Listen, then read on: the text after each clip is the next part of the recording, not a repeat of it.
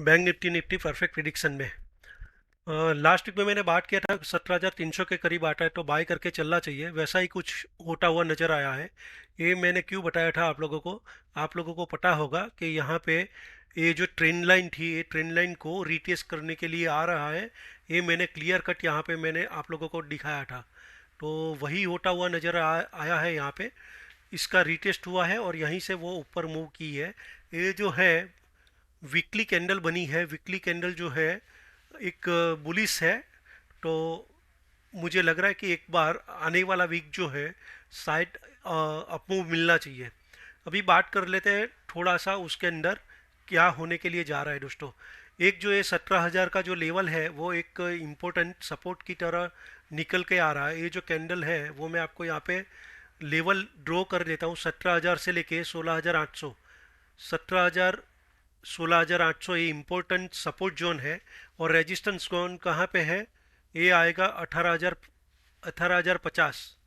और उसके ऊपर निकलता है तो ये अवर्ली चार्ट के ऊपर मैं लेके चल रहा हूँ। अवर्ली चार्ट के ऊपर 18,250। अगर 17,952 के ऊपर डेली क्लोज आना चालू हो जाता है तो 18,250 एक इम्पोर्टेंट रेजिस्टेंस निकल के आ रहा है। यहाँ फिर अपने को सोचना है कि यहाँ पे अब क्या करना चाहिए। लेकिन 17,950, ये निफ्टी स्पॉट की बात कर रहा हूँ मैं। 17,950 के ऊपर अपने को सोचना है कि अब ये 18,250, 18,300 जो लास्ट वीक में भी मैंने रेजिस्टेंस बोला था, यहाँ पे एक बार सोचना है कि अब यहाँ पे प्रॉफिट बुकिंग करना है और रिवर्स ट्रेड में बैठना है कि नहीं। अगर कोई ऐसी रिवर्सल कैंडल मिलती है तो फिर शॉर्ट करेंगे, नहीं तो यहाँ से हम लोग बाई के लिए अपॉर्चुनिटी ढूंढेंगे। यहाँ पे 17,950 के ऊपर कंजिक्यूटिव दो क्लोजिंग मिलती है तो आने वाले दिनों में 18,250 का एक लेवल बन के आ रहा है दोस्तों। और डेली के अंदर बात कर लेते हैं। डेली के अंदर देखिए 10 और 21 की ईएमए जो है वो स्मॉलेस्ट ईएमए है। 17,815 ये 10 की ईएमए है। देखिए यहाँ पे मैं अगर बात करता हूँ यहाँ पे तो यहीं से मैं आप लोगों को दिखा देता हूँ। ये मैं बात कर रहा हूँ ये 10 ईएमए की बात, 17,815। और उसके ऊपर है 17,902, 21 की ईएमए। मतलब में छोटी ईएमए जो है अभी भी वो 21 ईएमए से नीचे है। तो एक बार थोड़ा सा ज़्यादा जोर लगाना पड़ेगा। और लास्ट वीक में जैसे मैंने बताया था कि सारे पैरामीटर स्मॉल टाइम फ्रेम के अंदर ओवरसोल्ड हो चुके थे, इसीलिए बाउंस आना तय था। अब देखिए 1 तारीख को जो मैंने बात किया था टेलीग्राम के ऊपर है वो 42,251 निफ्टी के लिए और 18,158 निफ्टी फ्यूचर के लिए मैंने बताया था। 18,063 का हाई बना के वो नीचे आया था। लेकिन उस दिन का मैंने बोला था ऊपर के टारगेट और नीचे के टारगेट दोनों होते हुए नजर आए। और ये जो है 2 दिन के अंदर वापस 400 पॉइंट, 350 पॉइंट ऊपर आ चुका है निफ्टी। यहाँ पे देखिए ये जो मैंने वहाँ पे बताया वही सेम यहाँ पे निकल के आ रहा है। ये जो है एक छोटा सा जोन है 18,100 से 18,200 का, ये एक रेजिस्टेंस जोन है और उसके ऊपर निकलता है तो ये बड़ा वाला जो रेजिस्टेंस लाइन मैंने ड्रॉ की है ये वाली, तो ये जो है 18,250, 18,300 का जो लेवल है एक बड़ा रेजिस्टेंस जोन निकल के आ रहा है दोस्तों। तो एक बार ऊपर आता है फिर वहाँ पे रिवर्सल की कोई कैंडल बनती है तो एक बार शॉर्ट करने के लिए सोचेंगे, नहीं तो देखते हैं, वेट करते हैं जियो पॉलिटिकल सिचुएशन में क्या हो रहा है। इंडियन इकोनॉमी स्थिर है, नई ज़रा गिरावट नहीं है। और जो बजट आया है बजट में काफ़ी सारे पॉजिटिव अनाउंस किया हुआ है गवर्नमेंट ने। तो मेरे हिसाब से एक बार अपमूव मिलना चाहिए। लेकिन जियो पॉलिटिकल सिचुएशन अगर ख़राब होती है तो अपना मार्केट भी थोड़ा सा वीक होगा और फिर गिरावट आएगी। यहाँ पे देखिए थोड़ा सा मिक्स व्यू है। डेली के अंदर देखिए ये 6 मंथ डेली व्यू है। 10 की ईएमए 21 ईएमए से नीचे है। और जैसे ही मैं वीकली उसके ऊपर जाता हूँ तो वीकली उसके उसमें 10 की जो ईएमए है ये वाली वो 21 ईएमए से ऊपर है। तो इसीलिए मिक्स व्यू में यहाँ पे आपको दे रहा हूँ। लेकिन जो रेंज है 18,300, 250, 18,250, 18,300 एक स्ट्रॉन्ग रेजिस्टेंस जोन है। और नीचे जो है 16,800, 17,000 एक स्ट्रॉन्ग सपोर्ट जोन है। तो मार्केट ये उसके अंदर कामकाज कर सकता है। एक मैंने आपको जो बोला एक अगर ब्रॉड रेंज की बात करता हूँ 16,800, 16,800, हाँ, एक 800 और 18,300 एक ब्रॉड रेंज हो गई।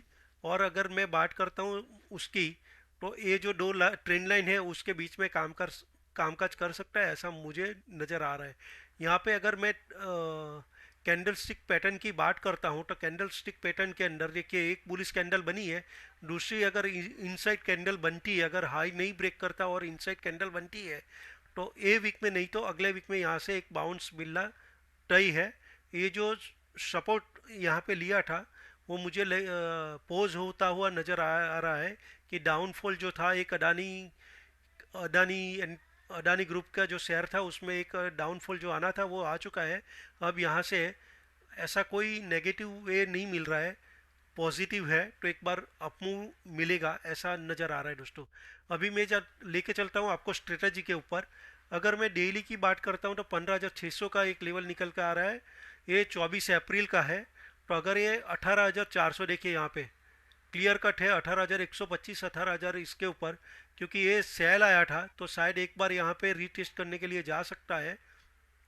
तो यहाँ पे 18,163 के ऊपर ही अपने को अपमूव देखने के लिए मिलेगी।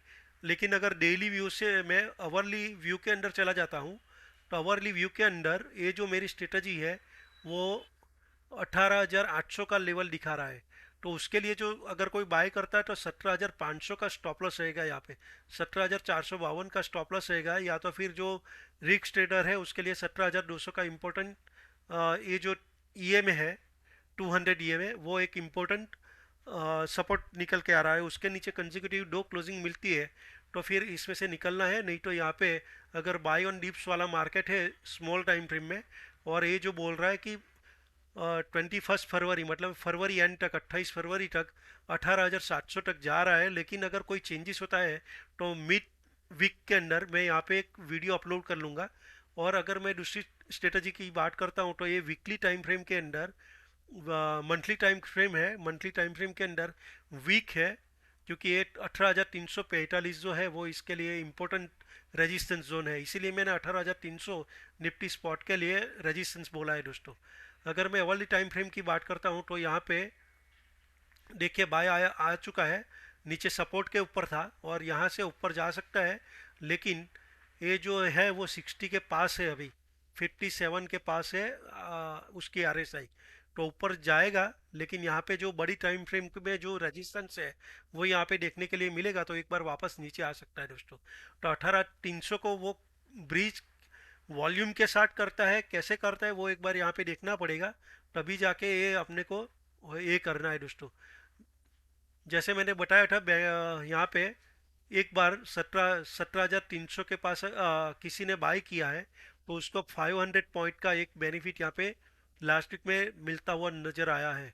अभी 18,300 के पास आता है तो मैं वापस से एक वीडियो अपलोड कर लूँगा। डिस्क्लेमर जो है वो डिस्क्रिप्शन बॉक्स में लिखा हुआ है, उसके उसको पढ़े बिना कोई भी ट्रेड मत कीजिएगा। ये जो है मेरा जो एक्सपीरियंस है नॉलेज है उसके बिहाफ पे मैंने आपको यहाँ पे एक डायरेक्शन देने की ट्राई की है। कोई भी काम करने से पहले आप अपने फाइनेंशियल एडवाइज़र की सलाह लेके ही काम कीजिएगा। ये जो मुझे बताना था मैंने बता दिया है। अवर्ली टाइम फ्रेम में भी वही रजिस्टेंस है, ये जो है वहाँ पे भी यही रेजिस्टेंस निकल के आ रहा है, और डेली टाइम फ्रेम में भी वही रेजिस्टेंस निकल के आ रहा है। तो 18,300 के ऊपर कंजिक्यूटिव क्लोज आना चालू होगा तभी वो अपमूव देखने के लिए मिलेगा, नहीं तो यहाँ पे एक बार ऊपर आके पोज मिलेगा और यहाँ से वापस नीचे आ सकता है, क्योंकि डेली टाइम फ्रेम में वो नीचे है अभी भी, उसका जो ईएमए है वो नीचे है। तो यही है दोस्तों, मुझे जो एक बार गाइड करना था आप लोगों को, डायरेक्शन दिखानी थी, दिखा दी है। अगर आपको ये वीडियो पसंद आता है तो लाइक कीजिए, शेयर कीजिए। Thank you, thank you.